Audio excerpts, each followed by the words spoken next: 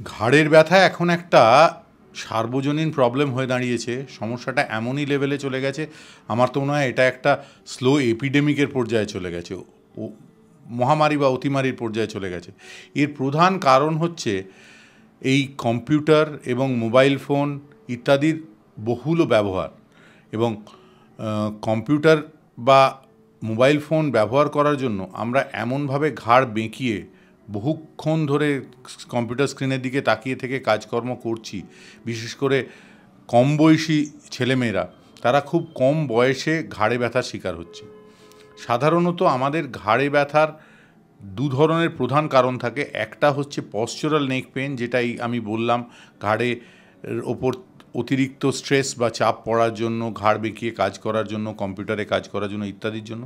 আর একটা হচ্ছে একটু বেশি বয়সে সার্ভাইকাল স্পন্ডিলোসিস বা ঘাড়ের যে ক্ষয়জনিত সমস্যা, ঘাড়ের মেরুদণ্ডে ঘাড়ে যে অংশটি থাকে সেই অংশের ক্ষয়জনিত সমস্যার জন্য একটা ঘাড়ে ব্যথা হয়।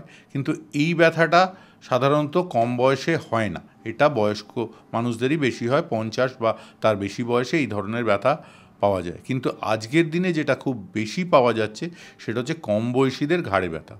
এবং এটা থেকে বেরোনোর জন্য অতি অবশ্যই যেটা করা দরকার সেটা হচ্ছে proper computer ergonomics or mobile phone আর্গোনমিক্সকে মেনটেন করা। এই আর্গোনমিক ব্যাপারটা খুব ইম্পর্ট্যান্ট জিনিস। এটা হচ্ছে যে কোনো জিনিস ব্যবহারের একটা বৈজ্ঞানিক পদ্ধতি।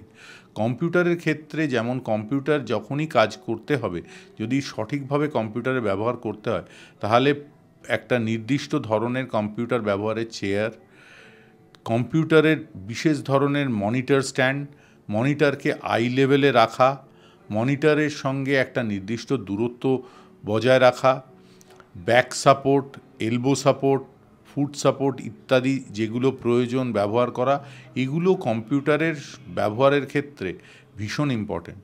এছাড়া মোবাইল ফোন ব্যবহারের ক্ষেত্রেও একটা বিধিনিষেধ রাখা উচিত।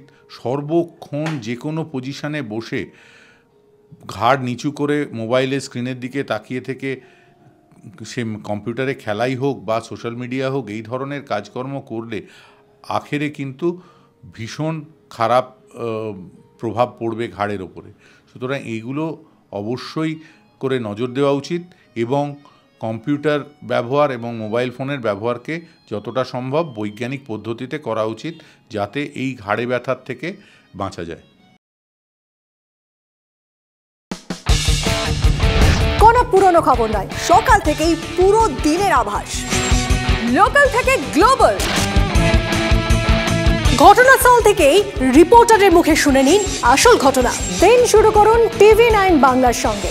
সকালে প্রথম ব্রেকিং অ্যাট 7, সকাল 7টায়, সকাল 8টায় দেখুন 8 reporter 8 exclusive. News express at 9 দেখুন সকাল 9টায়। 10 খবর 10 রিপোর্টার অন দ্য স্পট সকাল 10টায়। লোকাল টু গ্লোবাল অ্যাট 11 দেখুন সকাল 11টায়।